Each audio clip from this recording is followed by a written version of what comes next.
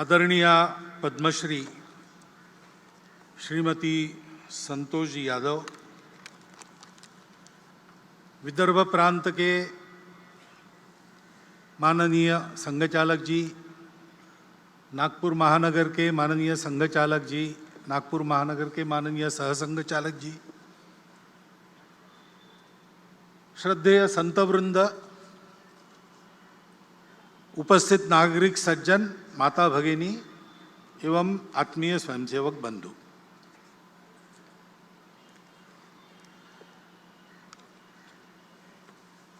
नौ दिन रात्रि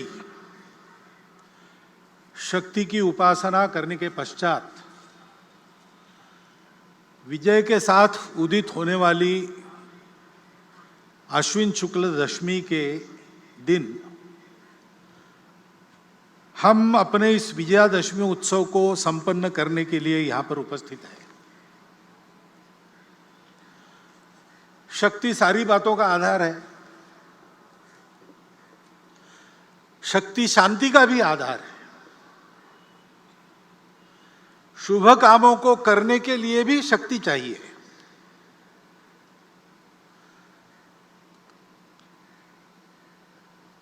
जो न दुख को दुख मन में मानता,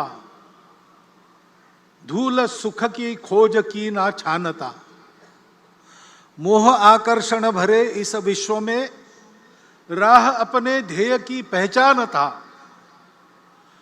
दूसरों के दुख को दूर करना,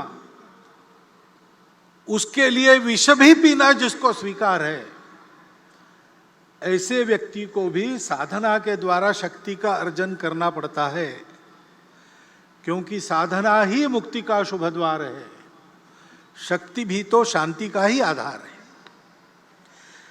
ऐसे शक्ति उपासना का यह उत्सव है, विजय का यह उत्सव है, और संयोग है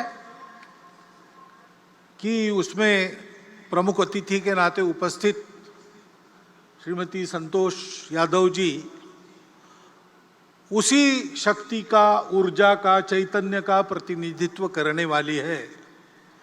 गौरी शंकर की ऊंचाई को 2 बार उन्होंने पाटा है। संघ के कार्यक्रम में ऐसे समाज की जो कर्तृत्व संपन्न, प्रबुद्ध, सबके लिए आदर्श उपस्थित करने वाली माता भगिनी है, उनको निमंत्रित करना, उनका उपस्थित रहना, उनका प्रमुख अतिथि बनना, यह डॉक्टर साहब के समय से ही चलता आ रहा है।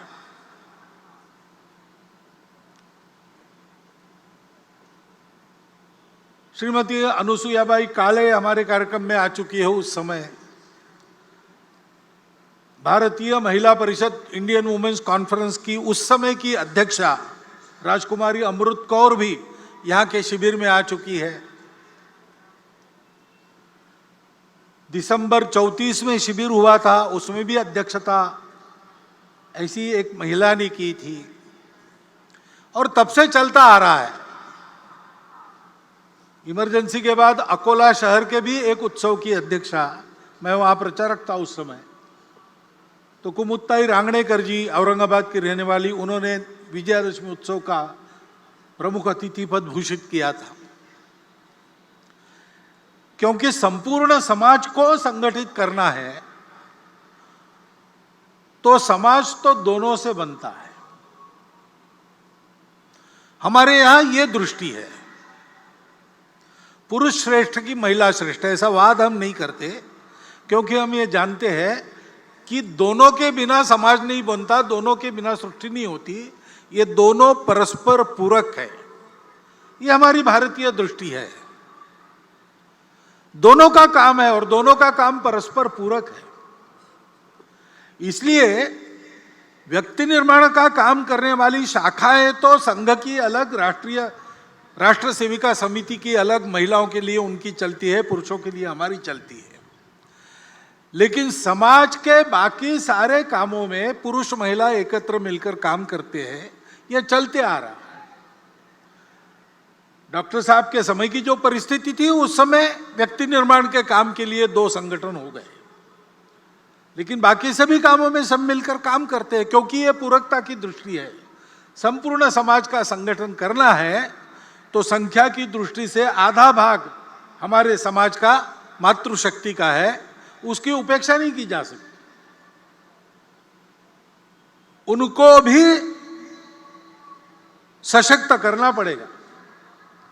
हमारे यहां उनको माता मानते हैं, वत्सलता उनका गुण है, जगत जननी के रूप में उनकी कल्पना करते हैं। लेकिन ऐसी कल्पना करते करते क्या हमको विस्मृति हो गई पता नहीं, हमने उनकी सक्रियता के दायरे को सीमित कर दिया। और बाद में जो विदेशी आक्रमण हुए, उन आक्रमणों की परिस्थिति में उनकी सुरक्षा के नाम पर इस बंधन को एक वैधता प्रदान हुई। आक्रमण की परिस्थिति चली गई, लेकिन बंधन हमने कायम रखे, उनको कभी मुक्त नहीं किया।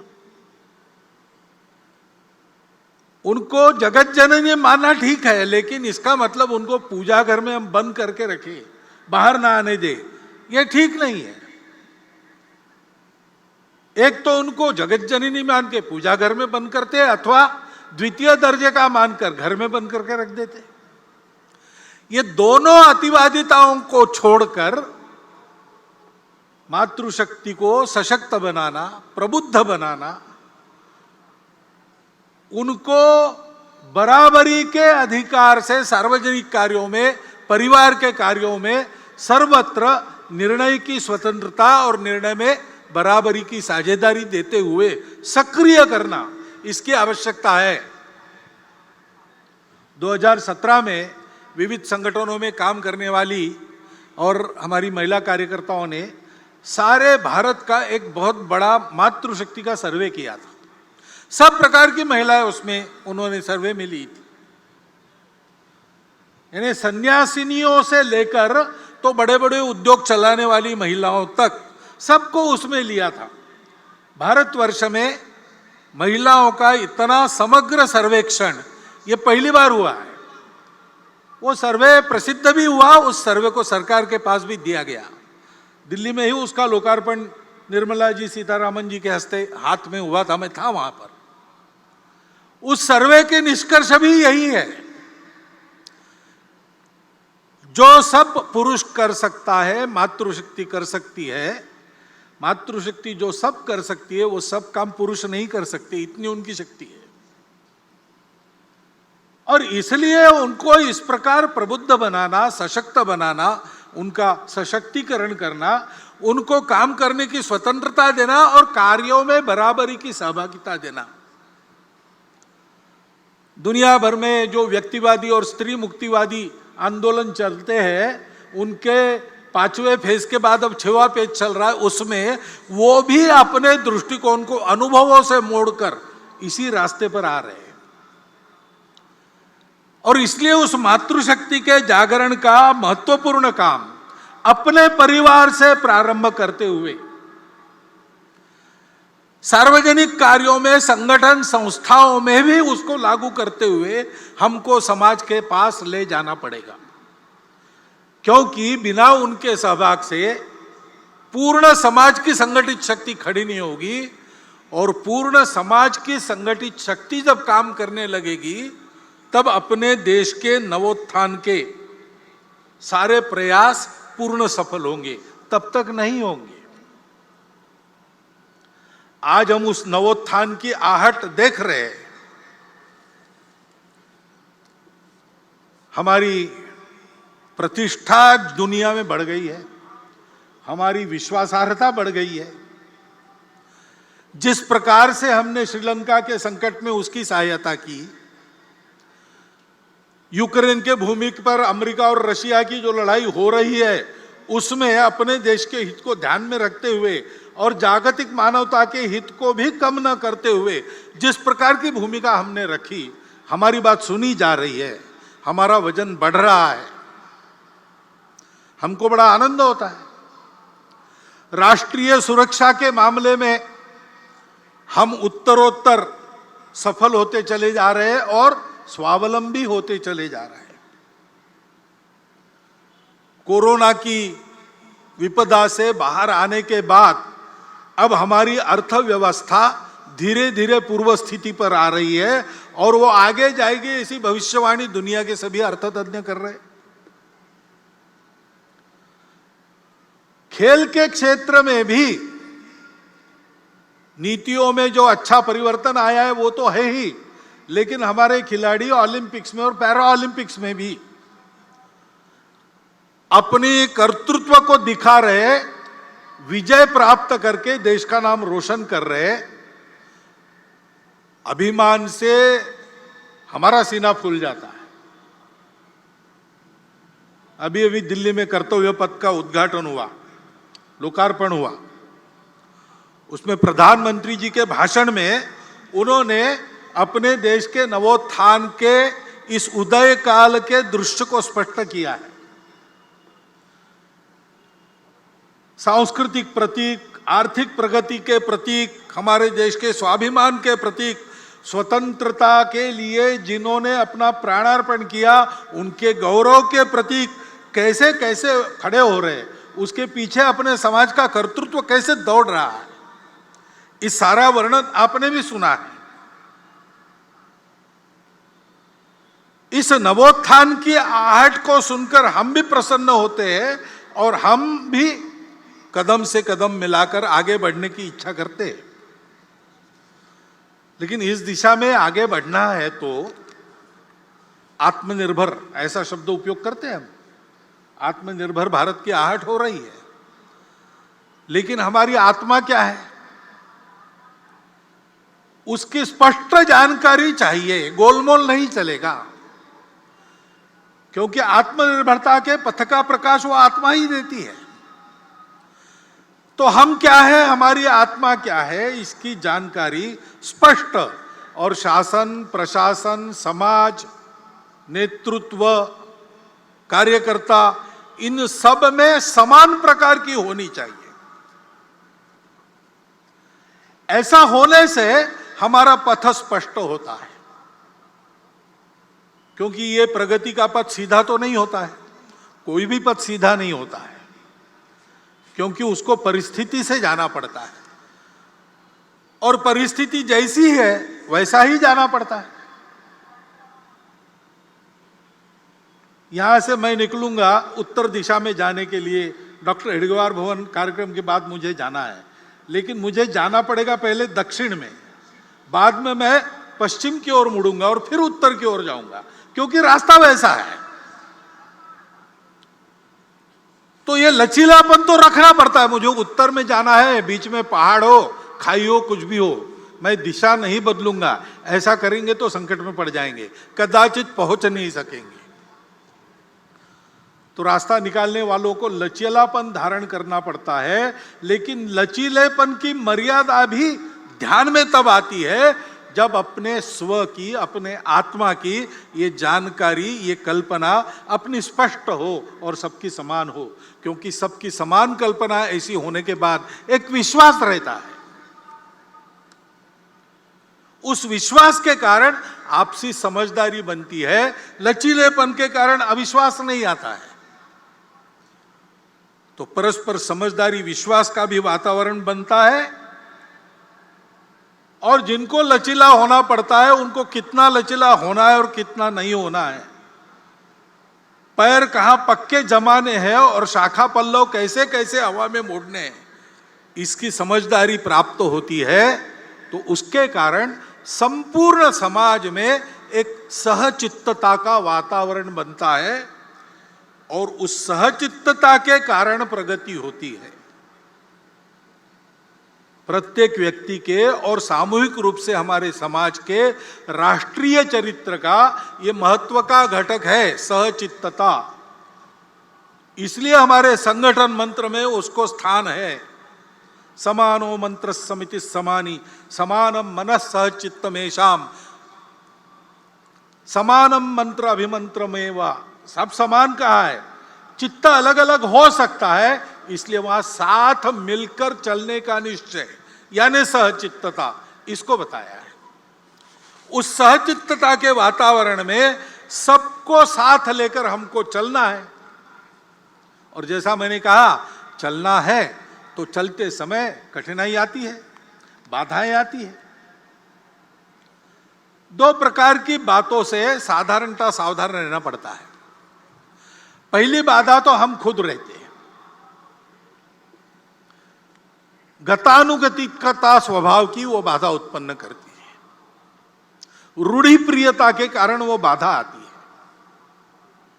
समय बदलता है, समय के साथ बहुत कुछ बदलता है। समय के साथ मनुष्य का ज्ञान भी बढ़ता है और अज्ञान के कारण कुछ बातों की समझ जो थी वो समाप्त होती है, उसके जगह दूसरी नई समझ आती है। उसके अनुसार चलना पड़ता है, लेकिन रूढ़िबद्धता इस बात को रोकती है।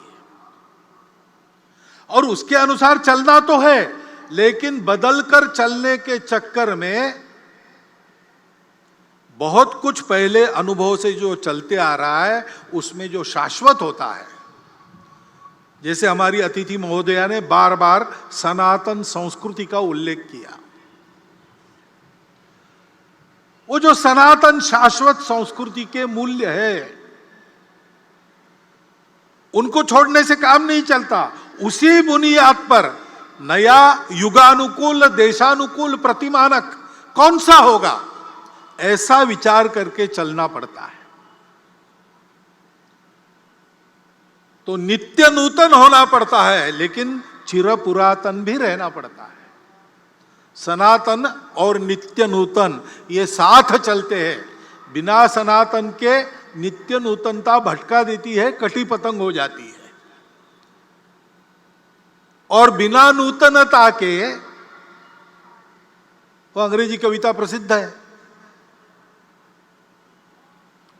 Old order changeth yielding place to new, lest one good question should corrupt the world. परिवर्तन ये दुनिया का नियम है, उसके साथ चलना पड़ता है, लेकिन उसके साथ चलते चलते भटक न जाए, इसलिए सनातन पर पैर पक्के रखने पड़ते हैं। ये करने से मन की गतानुगतिकता हमको रोकती है। हमको उससे बाहर आकर अपने उस सनातन संस्कृति के मूल्यों का युगानुकूल देशानुकूल अभिव्यक्ति करने वाला रूप क्या है, संपूर्ण दुनिया से जो आता है उसमें भी लेने लायक क्या है, उसको देशानुकूल कैसे बनाते हैं, ऐसा विचार करना पड़ेगा। दूसरे प्रकार की जो बाधा है, सनातन मूल्यों का क्षरण न हो ये देखकर चलते समय, और भी एक बाधा है वो बाहर से आती है, जो भारतवर्ष की प्रगति को होने नहीं देना चाहते। उसलिए भारतवर्ष के समाज में किसी प्रकार का सद्भाव सामंजस्य जो नहीं चाहते, जिनके स्वार्थों को मार मिलेगी ऐसा उनको डर लगता है, ऐसा होने से वो सारी शक्तियां बाधा उत्पन्न करती है। अब उनके साधन भी होते हैं, अपना स्वार्थ साधने के लिए असत्य विमर्श पैदा करते हैं, गलत विमर्श पैदा करते हैं, हमको भटकाने के लिए, हमारे मन में द्वेष उत्पन्न करने का प्रयास करते हैं,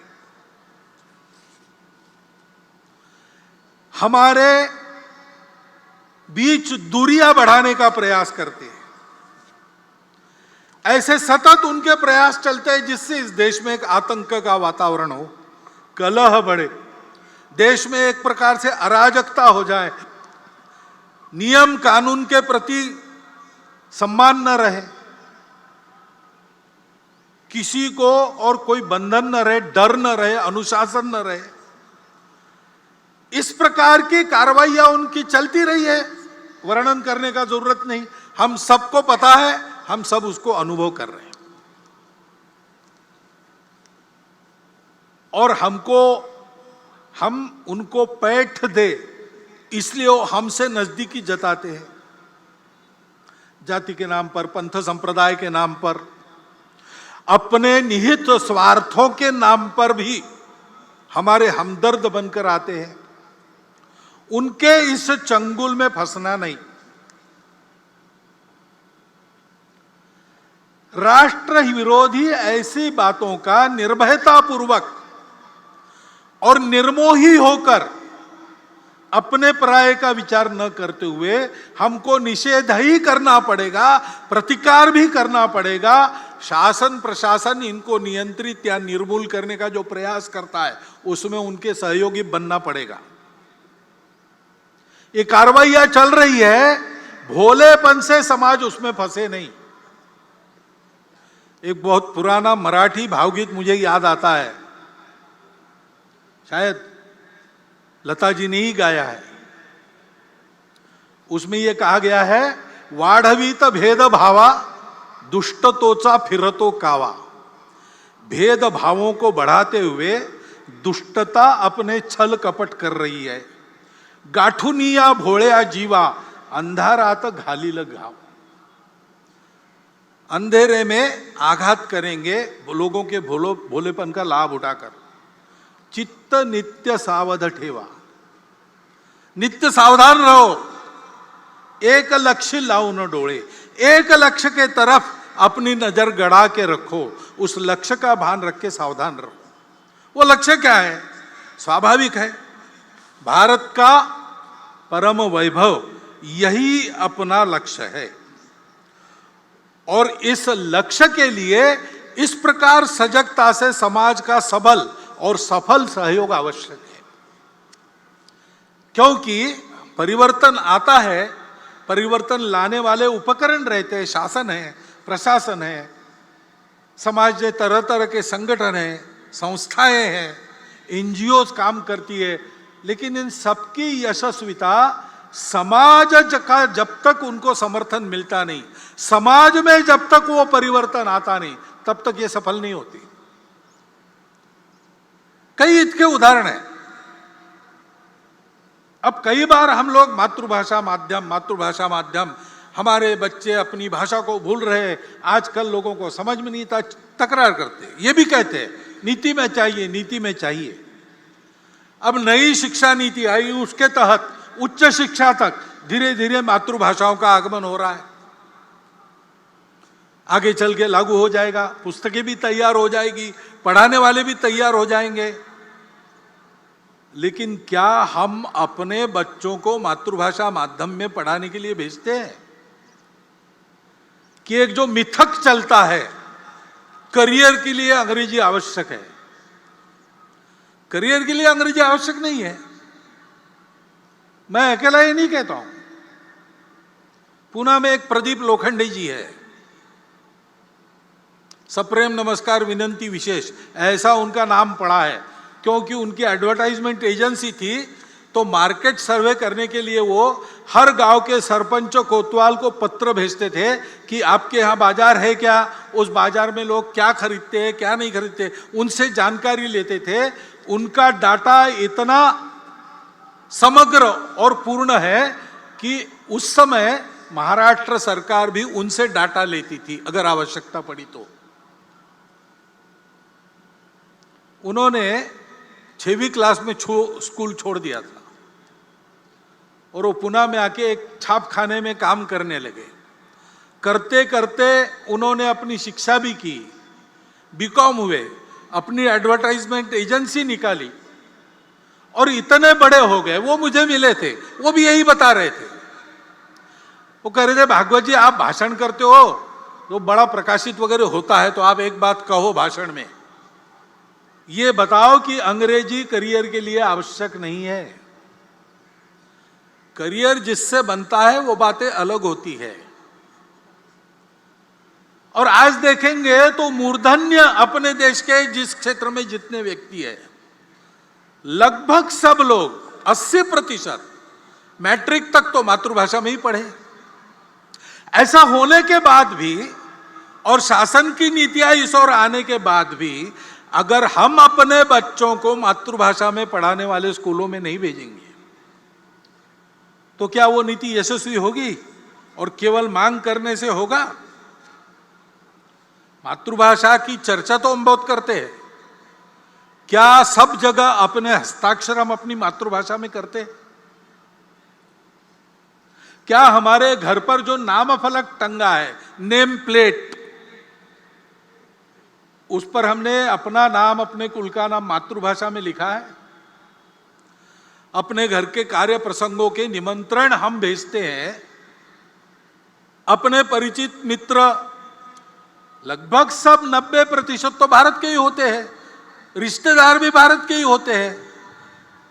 क्या वो हम अपनी मातृभाषा में उनको भेजते हैं? अपने से जब ये परिवर्तन समाज करता नहीं, तब तक मातृभाषा की नीति कैसे सफल होगी? शिक्षा नीति में, और हम कहते हैं संस्कार आजकल नहीं मिलते, संस्कार आने चाहिए, सुसंस्कृत देशभक्त नागरिक बनने चाहिए, लेकिन अपने पाल्यों को स्कूल में भेजते समय हम क्या बताते हैं? ऐसा पढ़ो कि अधिक कमाओगे, ऐसा बताते हैं कि ऐसा पढ़ो कि देश के उत्तम नागरिक बनोगे, ऐसा बताते हैं। पाल्यों को अगर हम ये मंत्र देकर भेज रहे कि कुछ भी करके अधिक कमाने वाली डिग्री लो, तुमको उस डिग्री का ज्ञान लेने की इच्छा हो ना हो, मन के विरुद्ध पैसा पैसा पैसा पैसा ऐसा होने के लिए तुमको वही करना चाहिए। जब तक ये अभिभावक पढ़ाते, तब तक छात्र कैसे देशभक्त सुसंस्कृत नागरिक बनेंगे? वो तो पैसा कमाने वाली मशीन ही बनना चाहेंगे। शुरू समाज से होती है सारी बातें। संस्कार भी समाज में, घर में अभिभावक देते हैं। सामाजिक आयोजनों में और माध्यमों के द्वारा, जननेताओं के द्वारा संस्कारों का वातावरण होता है। केवल विद्यालय महाविद्यालयीन शिक्षा में संस्कार नहीं मिलते। हमको परतंत्र बनाने वाली शिक्षा जब शासन के संपूर्ण आशीर्वाद से लागू थी स्वतंत्रता के पूर्व, तो हमारे स्वतंत्रता के लिए हमारी सनातन संस्कृति के आधार पर नए भारत की कल्पना करके संघर्ष करने वाले सबके सब लोग उसी शिक्षा पद्धति में से निकले। लोकमान्य तिलक कहां पढ़े थे? गुरुकुल में नहीं पढ़े थे। महात्मा गांधी गुरुकुल में नहीं पढ़े थे। योगी अरविंद गुरुकुलों में नहीं पढ़े थे। डॉक्टर हेडगेवार की शिक्षा अंग्रेजी पद्धति से हुई थी। लेकिन ये सब लोग देशभक्त सुसंस्कृत लोग क्यों बने? तो केवल स्कूली शिक्षा पे निर्भर नहीं थे। घर का वातावरण, समाज का वातावरण, इसके कारण उनके संस्कार बने। समाज का यह दायित्व बनता है, प्रत्येक परिवार का, जो समाज की छोटी इकाई है, उसका यह दायित्व बनता है। वहां परिवर्तन नहीं आएगा तो कैसे शिक्षा नीति संस्कार लाने में सफल होगी? दूसरी ऐसी ही स्वास्थ्य की आवश्यकता रहती है। हम चाहते हैं, हमारा प्रस्ताव भी है, आप सबकी इच्छा है कि सबको सुलभता से मिले, सस्ते में मिले, और समग्र विचार करके, सभी पाखियों का विचार करके जिसको जो लागू होता है ऐसा देने वाली, एक शब्द चलता है प्लूरोपैथिक, ऐसी चिकित्सा पद्धति, ऐसी चिकित्सा व्यवस्था सरकार करे। ठीक है, लेकिन स्वास्थ्य केवल उपचार पर निर्भर नहीं रहता। बीमार होने पर उपचार की बात है, बीमार न होने के लिए कुछ करना पड़ता है। इलनेस की व्यवस्था हमारी अपेक्षा ठीक है, लेकिन वेलनेस का काम हमको भी करना पड़ता है। अब सरकार के नीति के कारण और उनके आशीर्वाद से भी योग की बात रूढ़ हो रही, सब लोग योगासन करें ऐसा प्रयास चल रहा है। संयम की आदतें, सार्वजनिक स्वच्छता की आदतें, इन सारी बातों में शासन की नीति तो अग्रसर हो रही। हमारी आदतें बदली है क्या? हम अपना कचरा कहां पर डालते हैं? हम अनावश्यक कचरा करते हैं क्या? अपने पर्यावरण को, अपने घर के परिवेश को स्वच्छ रखते हैं कि नहीं रखते? हमारी स्वयं की आदतें स्वच्छता की है कि नहीं? कितनी बातें सोचनी पड़ेगी। समाज जब तक सहयोग नहीं करता, व्यवस्था यशस्वी नहीं होती। केवल डॉक्टर अंबेडकर साहब ने कहा था कि संविधान के द्वारा सबको आर्थिक स्वतंत्रता और राजनीतिक स्वतंत्रता का लाभ हुआ है, परंतु वो पूरा का पूरा मिले, अमल में आए, इसलिए सामाजिक स्वतंत्रता की आवश्यकता है और वो समाज की लानी पड़ेगी। कानून नियम तो बने, बाद में भी बने और आज भी बन रहे हैं। समाज में विषमता का निर्मूलन हो और समता को लाया जाए, यह उद्देश्य बताकर, यह उद्देश्य बनाकर भी नियम कानून तो बन रहे हैं, लेकिन विषमता रहती कहां है? विषमता तो हमारे आपके मन में रहती है। ऊपर ऊपर का इलाज होने से क्या होगा? अंदर तो नासूर सड़ता रहेगा। और इसलिए मन से उसका निर्मूलन होना चाहिए, समाज मन से विषमता चली जानी चाहिए। उसके लिए हम सबको काम करना पड़ेगा। मैं और मेरा कुटुंब, इसके मित्र, हमारे आसपास समाज में जितने प्रकार बाकी लोग मानते हैं, जाति मानते होंगे, भाषा मानते होंगे, पंथ संप्रदाय मानते होंगे, सब में मेरे अपने मित्र रहेंगे, जिनका मेरे घर और मेरा उनके घर आना जाना रहता है। सब वर्गों में ऐसे कुटुंब हमारे कुटुंब के मित्र रहेंगे, जिनके यहाँ हमारा आना जाना, उनका हमारे यहाँ आना जाना, उठना बैठना, खाना पीना, ऐसे संबंध है। और सामाजिक स्तर पर कम से कम मंदिर, पानी, स्मशान सबके लिए एक हो। छोटी मोटी बातों को लेकर आपस में झगड़ा ना हो। ये घोड़ी चढ़ सकता और वो घोड़ी नहीं चढ़ सकता, ऐसी मूर्खतापूर्ण बातें अब समाज के आचरण से चली जाए, इसका प्रयास करना पड़ेगा। ये प्रयास समाज में होगा, हम सब लोग करेंगे, संघ के स्वयंसेवक करेंगे, समाज के सुबुद्ध नागरिक करेंगे, तब तो विषमता का निर्मूलन होगा और आर्थिक और राजनीतिक स्वतंत्रता प्रत्येक व्यक्ति तक पहुंचाने वाली सामाजिक स्वतंत्रता का लाभ हमको होगा। यह हम सबको करना पड़ेगा। आर्थिक उन्नति के लिए भी रोजगार की बात आती है। बहुत सारी बातें चल रही है, स्किल ट्रेनिंग हो रहा है, उद्यमिता को बढ़ावा देने वाली नीतियां आ रही है, और हम सब लोग चाहते हैं हमारी अर्थव्यवस्था कैसी हो? रोजगार उन्मुख हो, रोजगार बढ़ाने वाली हो, उपभोगवाद रहित हो, शोषण मुक्त हो, पर्यावरण की मित्र हो। सारी दुनिया आजकल ऐसा ही विकास चाहती है, हम भी चाहते हैं, परंतु हमारे जीवन से भोग वृत्ति को हमने निकाल दिया। कि हमारे जीवन में संयम है? हम अपने परिवार में रहन सहन में सादगी बरतते हैं, जितना आवश्यक उतना ही खर्चा करते हैं, कि अपने वैभव का प्रदर्शन करने के लिए लुटाते हैं? हमारी प्रवृत्ति क्या है? हम इसकी चिंता करते हैं कि नहीं कि मेरे करने में, मेरे अपने लिए कमाने में किसी का शोषण न हो। योगः कर्मसु कौशलम गीता में कहा है, और तथागत ने कुशलस्य उपसंपदा कहा है। वो कुशलता ये है, अपना जीवन चलाना, दूसरे किसी के जीवन को हानि बिना पहुंचाए। ये हमारी परंपरा है। क्या हमारे जीवन में वो आई है? बीच में चली गई, हम स्वार्थी बन गए। उस स्वार्थ को अपने मन से हटाकर हमने इस आचरण को अपनाया नहीं, तो शोषण मुक्त अर्थव्यवस्था कहां से आनी? रोजगार यानी केवल नौकरी, और नौकरी के पीछे ही भागेंगे, और वो भी सरकारी हो, और बने तक मेरे घर के पास हो ऑफिस। ऐसा सब लोग दौड़ेंगे तो नौकरी कितनी दे सकता है? सरकारी और प्राइवेट मिलाकर किसी भी समाज में 10, 20, 30% ज्यादा से ज्यादा नौकरियां होती है। बाकी सबको अपना काम करना पड़ता है। उस उद्यमिता की प्रवृत्ति बढ़नी चाहिए। स्टार्टअप्स वगैरह सरकार शुरू कर रही, सरकार उसको प्रोत्साहन दे रही, लेकिन हमको उधर जाना चाहिए। हम करते हैं तो होता है। कोरोना में हमने देखा, कोरोना में और बड़ी संख्या में 3 करोड़ से ऊपर लोगों का इधर से उधर जाना हुआ, रोजगार छूट गए, नए रोजगार नहीं बने। ऐसे लोगों को रोजगार देने का काम हमने किया, केवल संघ के स्वयंसेवक ने नहीं। कोई एक संगठन, एक सरकार, एक नेता नहीं कर सकता, लेकिन उस समय सब लोग इकट्ठा आ गए। शासन प्रशासन भी आया, समाज के सधन संपन्न व्यक्ति भी आए, उद्योग चलाने वाले लोग भी आए, संघ के कार्यकर्ता, समाज के कार्यकर्ता, सब एक हुए और सबने प्रयास किए, तो मिल गया काम लोगों को।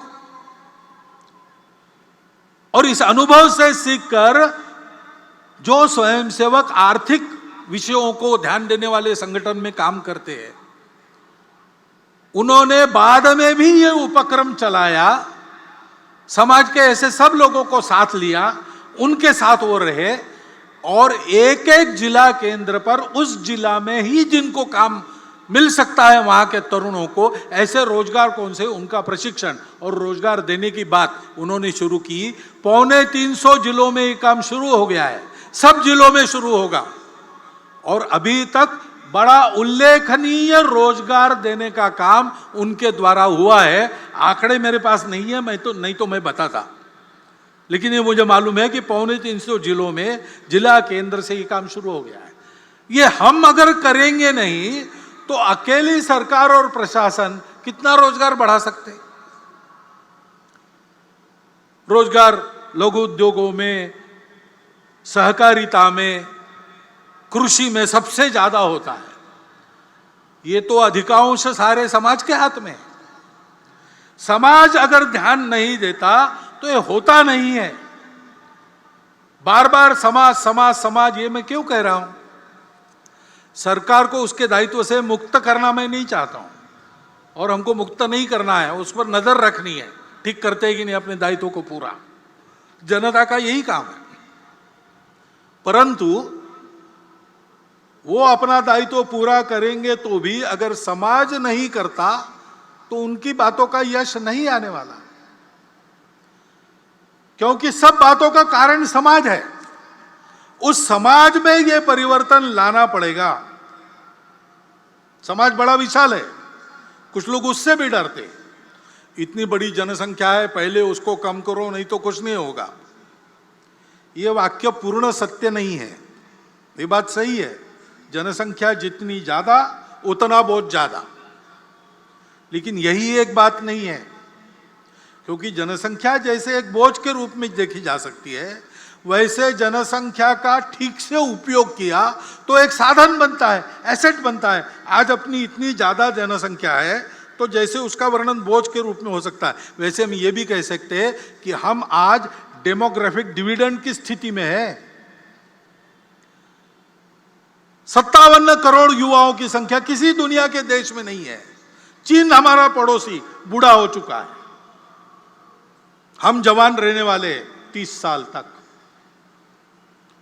जनसंख्या का विचार दोनों रूप से हो सकता है, वो एक साधन भी है, और एक परिस्थिति में विचार करता है तो एक बात लगती है, दूसरे परिस्थिति में विचार करता है दूसरी बात लगती है।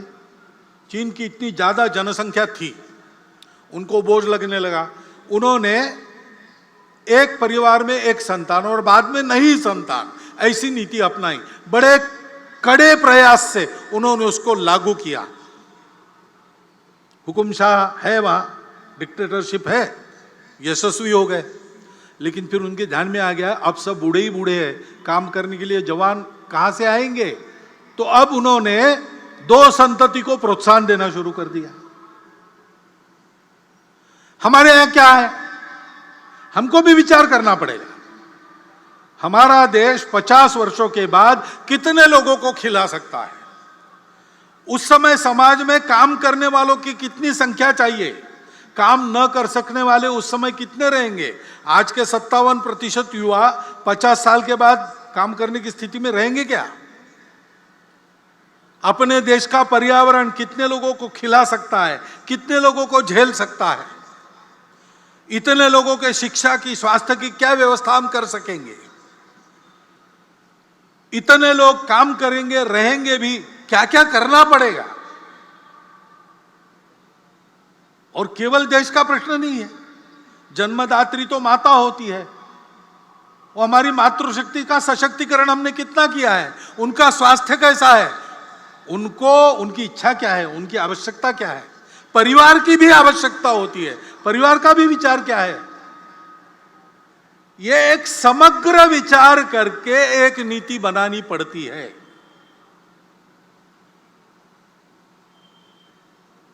हमने ऐसी नीति बनाई, कुछ वर्षों पूर्व भारत सरकार ने बनाई, और 2.1 ऐसा एवरेज संतान, हमने उसको इतनी अच्छी तरह लागू किया, दुनिया को भी ये उम्मीद नहीं थी, वो आश्चर्य कर रही है। उससे भी नीचे हम आ गए 2 तक। लेकिन बहुत नीचे आना भी गड़बड़ होता है, क्योंकि घर के बच्चों को सामाजिक व्यवहार का प्रशिक्षण परिवार में मिलता है। परिवार में संख्या चाहिए, अपने बराबरी के भी 2-3 लोग चाहिए, ऊपर के भी चाहिए, नीचे के भी चाहिए। तो सबसे बात कैसे करना, सामाजिक संस्कार कैसे होता है, अपने अहंकार को कैसे संयमित करना पड़ता है, ईगो मैनेजमेंट कैसी करनी पड़ती है, ये सारी बातें सीखनी पड़ती है। उसके लिए परिवार की संख्या भी चाहिए। और जनसंख्या बहुत कम हो गई तो फिर बढ़ना बंद होता है, तो समाज के समाज लुप्त हो जाते हैं, भाषाएं लुप्त हो जाती है। कितनी भाषाएं दुनिया की बोलने वाले नहीं रहे, भाषाएं समाप्त हो गई।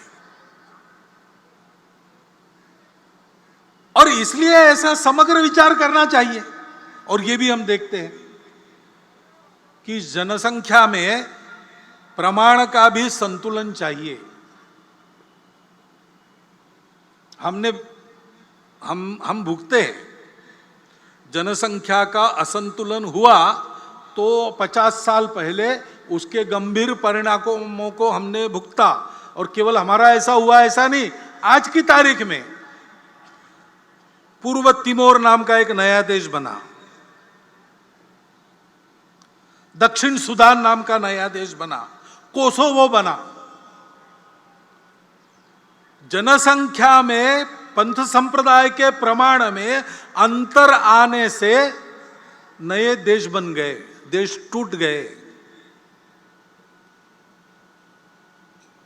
यह असंतुलन जन्मदर एक भाग है उसका, लेकिन जोर जबरदस्ती या छल कपट से, लालच से मतांतरण, ये सबसे बड़ा फैक्टर है। और जहां सीमा पार से घुसपैठ होती है, वहां घुसपैठ से भी ये होता है। उस संतुलन का भी ध्यान रखना देश हित की दृष्टि से अनिवार्य बात है।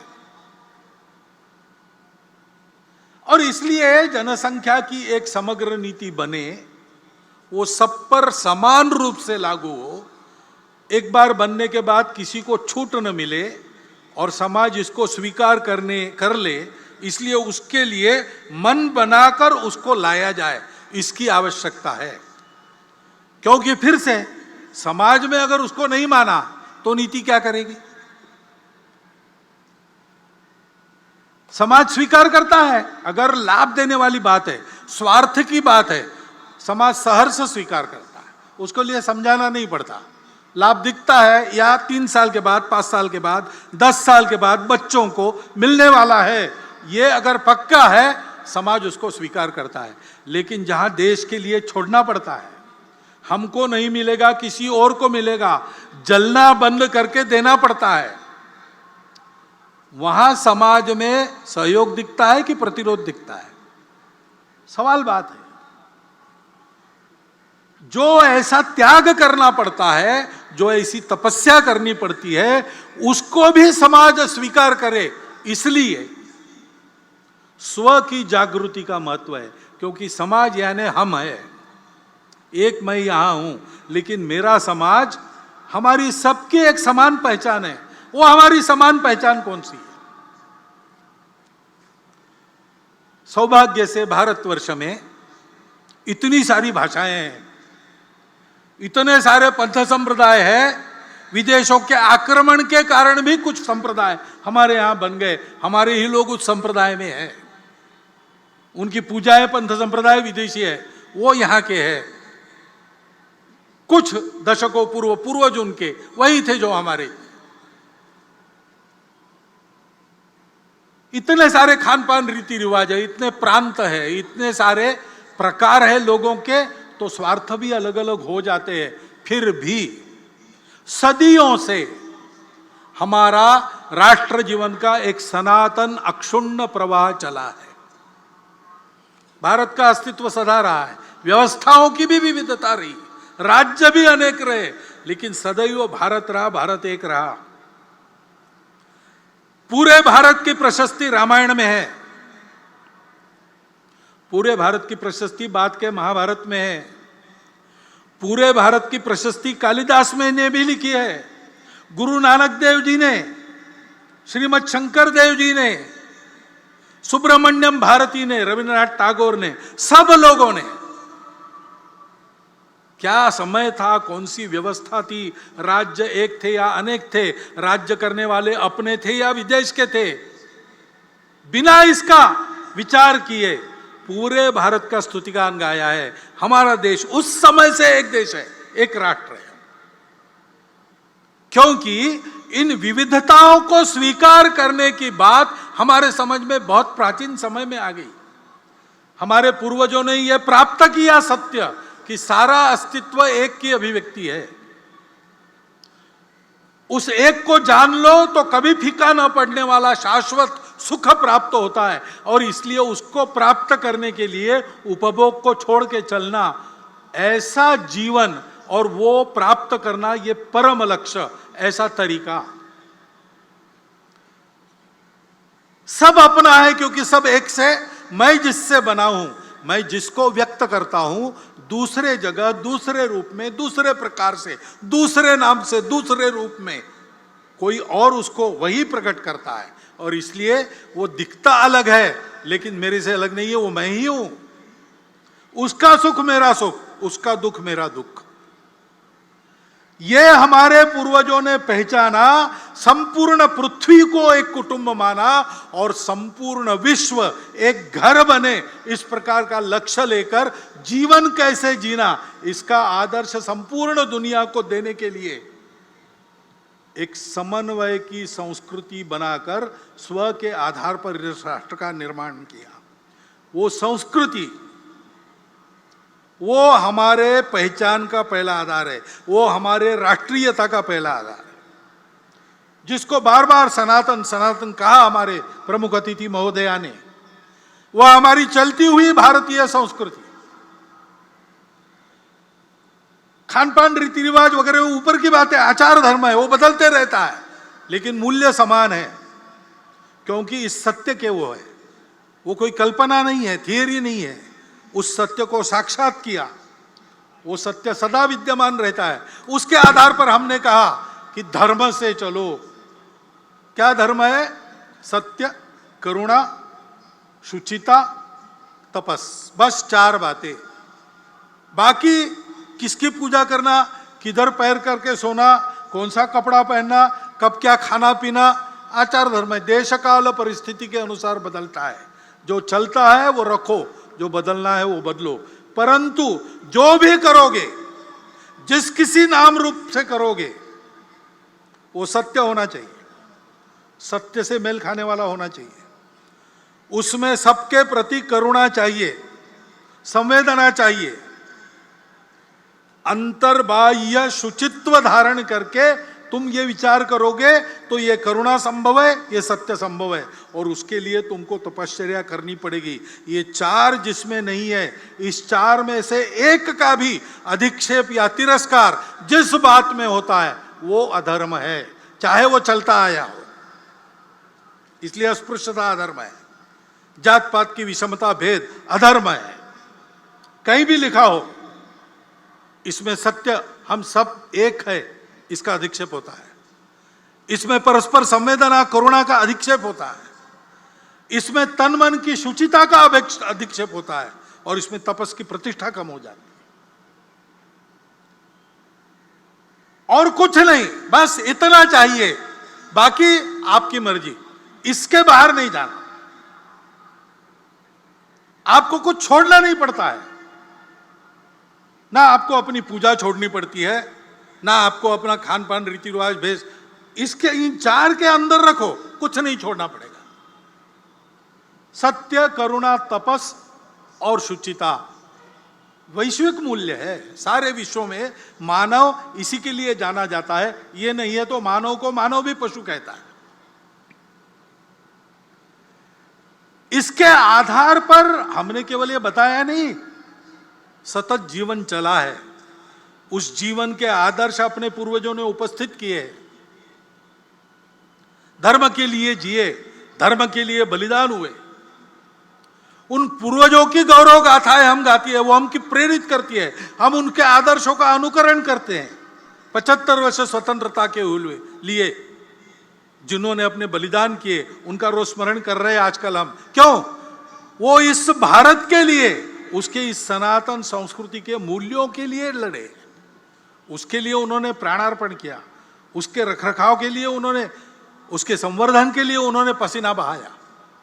उन पूर्वजों का गौरव हमारे मन में है, वो हमारे पूर्वज है, इनके हैं तो हम भारत के हैं, ऐसे वो है। वो हमारी पहचान का दूसरा आधार है, वो हमारा स्व है। और तीसरी बात है कि ये सब क्यों हो सका? क्योंकि हम भारत में थे। उस जमाने में भारत में हम सुरक्षित थे। चारों तरफ से, एक तीन तरफ से ऊंचे ऊंचे पर्वत, हिंदू कुश से लेकर आराकान तक, कौन आएगा? कोई नहीं आ सकता। हम अंदर सुरक्षित है। और तीन तरफ सागर, वहां से भी कोई आ नहीं सकता। और समृद्ध हमारी भूमि, सुजल सुफल मलयज शीतल, उसमें भरपूर है समृद्धि। जीने के लिए आपस में लड़ने की जरूरत नहीं, यहां सर्वाइवल का प्रश्न नहीं है। फिट जो है वो सर्वाइव करके, जो अनफिट है उसकी रक्षा करता है। इतनी समृद्धि है। और इसलिए हमको यह सत्य मिला, इस सत्य को खोजने की फुर्सत मिली, इस सत्य के तरफ हमको मोड़ने वाली परिस्थिति मिली। इसलिए हमको ये मिला, वो भारत माता वास्तव में हमारी जगत जननी भारत माता है देह विश्व, आत्मा है भारत माता, सृष्टि प्रलय पर्यंत अमर यह नाता। क्योंकि बाकी किसी के पास वो जोड़ने वाली बात नहीं है, बाकी किसी के पास ये चार मूल्य नहीं है, बाकी किसी के पास इतना गौरव संपन्न इतिहास परंपरा नहीं है। इस भूमि ने हमको अन्न जल तो दिया ही, पुष्ट तो किया ही, विश्व की प्रतिष्ठा दी और हमको अपना संस्कार दिया। वह मातृभूमि, उसकी भक्ति, ये हमारी पहचान का मुख्य आधार है, हमारे स्व का वो मुख्य आधार है।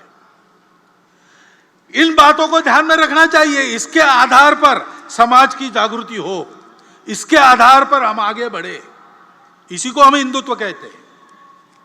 संघ का सारे समाज को यही आह्वान है, क्योंकि यह सारे समाज की विरासत है। भारतवर्ष की चतुसीमा में रहने वाला जो अपने आप को भारत का मानता है, उन सब की यह विरासत है। यह विचार हिंदू राष्ट्र का विचार है, ऐसा लोग कहते हैं, क्योंकि वो है हिंदू राष्ट्र का यही विचार है। इसलिए हम कहते हैं हिंदुस्तान हिंदू राष्ट्र है। इन बातों को मानने वालों का संगठन हम कहते हैं हम हिंदू संगठन करते हैं। हम किसी का विरोध नहीं करते, सर्वेशाम अविरोध चलता है। लोग हैं जो इसी को मानते, लेकिन इसको हिंदू कहने से कतराते या डरते हैं या विरोध भी करते हैं। नहीं चाहिए ये शब्द, लेकिन आशय यही है, हमको कोई कष्ट नहीं है उसका, हमारा उनके साथ कोई झगड़ा नहीं है। भारतीय शब्द का उपयोग करते, इंडिक शब्द का उपयोग करते, चलता है, अर्थ वही है। हम अपनी स्पष्टता के लिए इस शब्द पर पक्के रहेंगे, इसका उपयोग करेंगे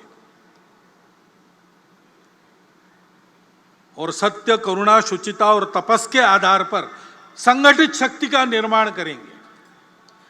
ऐसे आधार पर जो शक्ति खड़ी होती है वो कभी उपद्रवी शक्ति नहीं बनती, क्योंकि उसके साथ शील रहता है। प्रार्थना में है हमारे, अजय्यांच विश्वस्य देहीश शक्ति। हमने अजय्य शक्ति मांगी भगवान से, जिसको कोई जीत नहीं सकता ऐसी शक्ति मांगी, जिससे हम सबको जीते ऐसी शक्ति नहीं मांगी, क्योंकि हमको जीतना नहीं, हमको जोड़ना है। और इसलिए हमारी प्रार्थना में शब्द है, हमको कोई जीत ना सके, क्योंकि दुनिया दुष्ट है, वो जीतना चाहती है। उनसे ये मूल्य, उनका ये आचरण सुरक्षित रहे, इसको सारी दुनिया को देना है। इसलिए अजय्यांच शक्तिस्य शक्ति ऐसी मांगी है हम, विश्वस्य अजय्या शक्ति। और तुरंत मांगा है, सुशीलम जगत येन नम्रम भवेत्। जहां सत्य, करुणा, तपस, शुचिता है, वहां ये शक्ति शील के साथ आती है, और इसलिए वो सदा कल्याणकारी रहती है, दुर्जनों को धाक रहता है उसका। दुर्जन है। और जब ऐसे आतताई लोग, आतंकी लोग, दुर्जन लोग आक्रमण करते हैं तो आत्मरक्षा, आप्तरक्षा सबका केवल अधिकार नहीं, वो कर्तव्य बनता है। संपूर्ण समाज ने सत्य के पक्ष में ऐसे रक्षा के लिए संगठित होना चाहिए। लेकिन ये केवल आतंकियों के लिए, दुष्टों के लिए है। हम किसी को डराने वाले नहीं है।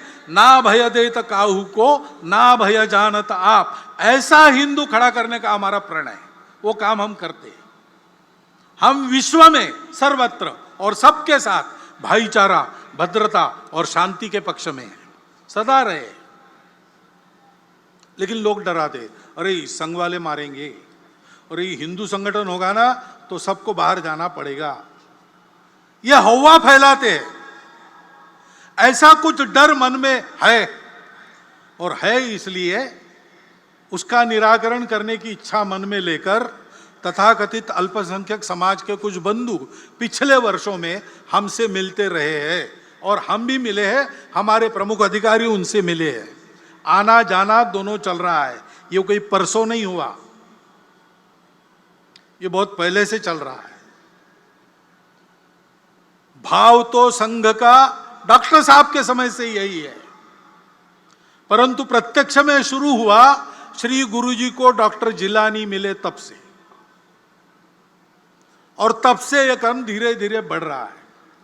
और ये बढ़े ऐसी हमारी इच्छा है संघ की, और संघ इस संवाद को कायम रखेगा।